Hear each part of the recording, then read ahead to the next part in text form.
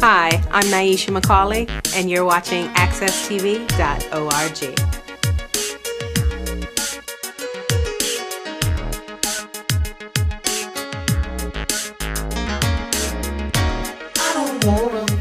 Hi, I'm LORRE, and welcome to another episode of the Relationship Show, where we talk about all kinds of issues and questions and anything that comes to mind. And it doesn't have to be about a man and a woman and a boyfriend and a girlfriend. It can be about anything you could possibly think about that you feel is important to you in terms of how you relate to one another.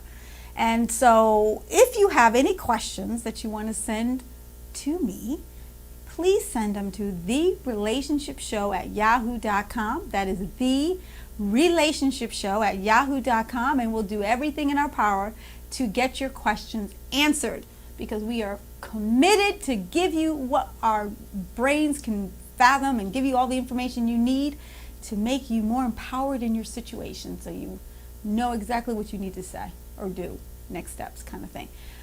Also, you can visit other shows that are shown on www.accesstv.org. Wonderful shows about everything from the politics of Hartford to the latest and greatest of exercise and everything about health and fitness and wisdom and latest news of what's happening. Visit www.accesstv.org and you can view those different topics. All you have to do is select on the different channels that are available to you. So before we jump in, I just want to say hi and hello to family and friends alike. Hello. It's good to see you, always representing and providing your support. And if you do want to make a donation to a www.accesstv.org, there's always open hands to making donations to this wonderful production company. We would love for you to be able to donate so we can spend more time being able to share some of our thoughts and opinions on each of our shows. So please think about that. Alrighty, so we have some questions, but before we start, I wanted to make mention that the Multicultural Community Alliance, Hartford Knights, and 3 Generations present the second Save Our Youth Gospel concert that's coming up November 9th, Saturday from 4 to 9 p.m. We're just wanting everyone to jump on board and visit this wonderful event that's going to take place. I think it'll be a great opportunity for you not only to hear some wonderful talent, but also to fellowship with one another. I think it's a beautiful thing to fellowship. So don't forget. Mark your calendars. All right, now to some questions. Dear LORRE, I have a friend who loves dogs. She doesn't have any children. She's not even married. The only thing that matters are her dogs. She spends all her money and time taking care of them. Recently, she told me that her dog needed surgery. It cost over $4,000, and the dog is 7 years old. Don't you think that's going overboard? How can I get past the thought of her choices as it relates to her dog? Signed, doggone tired of it. Well, first of all, it's none of your business how much money she spends on her dogs. If that is her love, and it sounds like that's her love, then leave her alone. Embrace her as a person, support her as a person, as a friend, and let her make her own choices. Who are you to sit there and dictate whether she's making the best choice or not? Given what she has chosen in life, her desire is to be someone who loves and embraces her dogs. There's nothing wrong with that. Let it go. Okay? So many times, and I'm getting on my little soapbox right now, so many times we take that entitlement attitude that we think we can really dictate how someone should live, how someone should, what choices they should make, all of those things, and it's not a nice thing if you really think about it, because it's her love, it's something that's endearing to her. You need to embrace that and respect it and leave it alone. I'm not going to go into it any further. Just understand that she's a friend. You need to support her, and if she wants to pay that money for those dogs, let her do that. That is her right, and if she can afford to do it, let her do it. Okay? Thank you for the question, though. Dear LORRE, I am thinking of applying for a job because I need a career change. I have been out of the job market for 10 years. What steps can I take to get myself ready to go back into the market?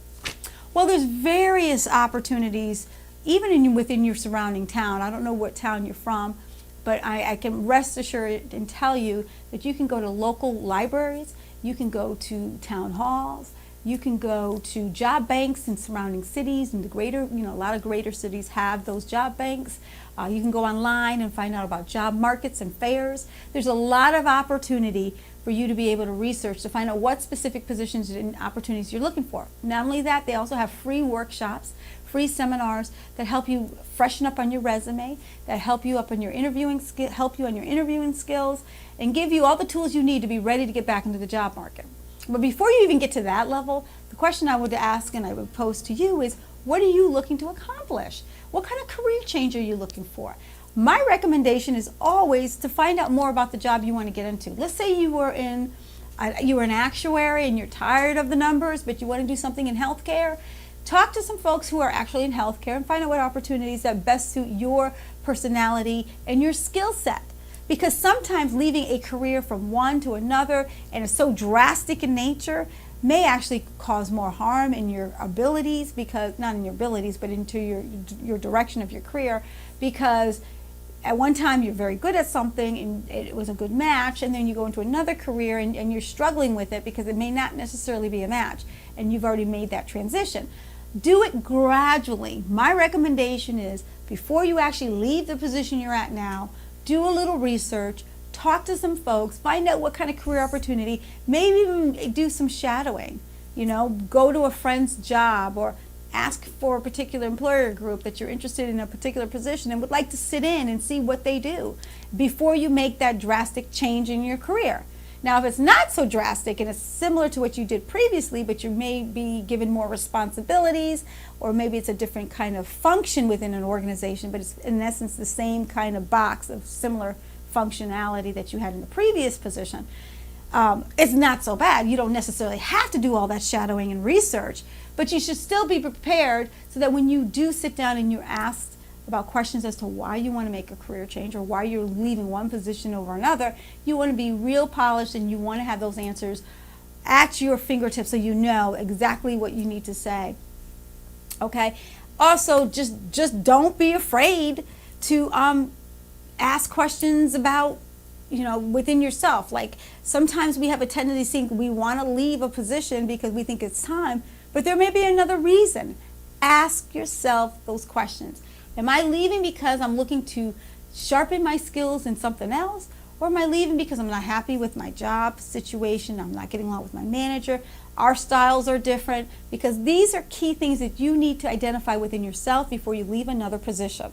The reality is, sometimes people leave one position for another, and it's really just the issue of different styles of management. Maybe you didn't like your manager that was a micromanager. You go into another position, it's the same kind of style of management, and you're dealing with micromanagement, and it's going to cause you problems down there. The downside is you just started the position, so you can't easily transfer unless you leave the company as a whole. So really be true to yourself, really be open, decide what you want, and then go for it. Okay? So I wish you luck. Like I said, there's a lot of information out there. Start researching it, get involved, start talking to people, and I know whatever decision you make will be the best decision. I wish you luck. Alrighty. Dear Lori, dating men are a pain. I'm a 40-year-old woman and still can't find Mr. Right. I need advice.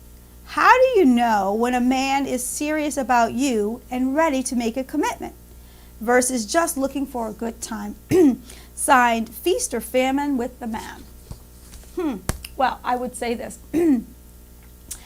What are you looking for? Let's start off with that, because we can get to the male part in a second. But what I need to understand is, what are you looking for in a relationship and or in a man? Because these are the key components of your foundation of your relationship that you're going to need to establish up front before you meet anybody. You need to know what you're willing to grow with, so to speak, in a relationship, and you need to also know what you're not willing to grow with. In other words, if you're in a relationship with someone and you just know that this person isn't for you because he's a control freak, or he's real anal and he's a neatnik, or the flip side is he's kind of lazy and doesn't want to do anything and he doesn't like to work. These are all the things that you need to know exactly what you want. because those are the things that are going to kind of transcend in your relationship, and it's going to go from one relationship to the next and the next and the next until you find that perfect match. So that's the first thing I ask you to do, is to find out exactly what you want in a male. Once you've established that, then you're on your way to getting closer to what you think would be the ideal relationship and the ideal mate. Okay, so you found the person, you've gotten to meet, you've gotten a chance to know him. You're feeling really, really comfortable with him. You're starting to date on a regular basis. Now, there's certain things there's certain triggers. There's certain things that you need to look out for. For example, as you're dating and he's still like in and out, in other words, you call him up and he's not always available, number one, or he doesn't like to be called at a given time during the day. That means that he may have other interests that are taking place as well. Or he's just really kind of relaxed. So when you're like, let's do something, let's get together, and his reaction is, let me get back with you, well, that shows a lack of commitment, or just not real interested, and he may not see you enough in his mind as someone that's a viable candidate for a long-term relationship. So what you have to decide is what you're willing to accept and what you're not willing to accept. So if the man, for example, is very focused and attentive, and he does dedicate a lot of his time to you, in other words, when you guys are apart, every once in a while you get a call or a text from him, hey, how you doing? That's very thoughtful. That's a good sign. Or when you're out and about, he's very focused on you. You don't see him looking around and saying hi and hey to everybody else. That shows he's focusing his attention on you. Other things to think about, he likes to plan things. And it doesn't have to be these big extravagant things, but he likes to do things. So he's going to give you an idea. Hey, you want to go to a movie and then we'll go out to dinner? He's thinking ahead. Oh, next week I'm thinking, why don't we just go down to the city? We can go, out to dinner. We can go for a walk at Central Park. That's if you're around, New York. I'm using that as an example. But these are the things that you have to think about. If he's really taking the time and he's focusing on you, he's going to be thinking about you even when you're not together. That's a very big cue that he's interested in you and he cares about you. And then down the road, as the relationship progresses, he starts to talk about future things, like you start talking about work and, well, maybe I think about, and he's like, well, have you thought about, like you're looking for a career out of state. Oh, okay. So he's going to be interested. Well, what does that mean for us on some levels? He's going to want to know. And you got to be open enough to share what your expectations are long term, as well as he needs to be open. So if he's open about that, I mean, he's thinking long term. He's not just thinking about today, just dating and just leaving it at that. Another thing that guys think about is, guys do fall in love. I'm a firm believer of that. And I think that as long as you know that this person is all about the relationship and is very sensitive about your feelings, that's a very good thing. It'll go a long way. And who knows, you may end up getting married to that person. We had someone on the show, months ago, a male who was in his 30s, who gave us some interesting advice on how a woman should or should not react with a guy. He makes it very clear that women fall in certain buckets, whether they're just a jump off, as he put it, one nighter or whatever. I don't remember some of the things he said, but or wifey at one point. You should go back. I don't know when it was. I think it was like 6 months ago. Listen to him and get that perspective. And when you get that perspective, you know the don'ts of a relationship in a man, because he clearly said some things that were, in my opinion, inappropriate. And I don't think anyone should be in a relationship with someone who's all about himself and is all about what he can get out of a woman physically, if you know what I mean. So check that out too. That was a pretty good show. Interesting at that. But I think that you should just really go with your gut feeling. If you feel good about this person, if they're treating you well and they're very respectful of you, then I think you have a good thing. And just let time take its course. Don't rush into anything. Get to know each other. You have plenty of time to do that. And before you know, who knows, I may get a text saying or an email saying, guess what? We're getting married, because I listened to your advice, Lori, on the relationship show. So let me know how it goes, okay? We're out of time. I'm Lori, and I want to thank all of you for viewing in on the relationship show. And remember this, the best relationship starts with loving yourself first. I'll see you next time. Bye. But it seems like when I talk to you, the words get away.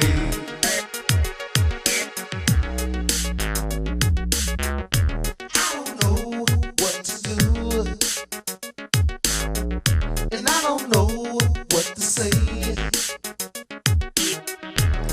it seems like when I talk to you, the words get in the way.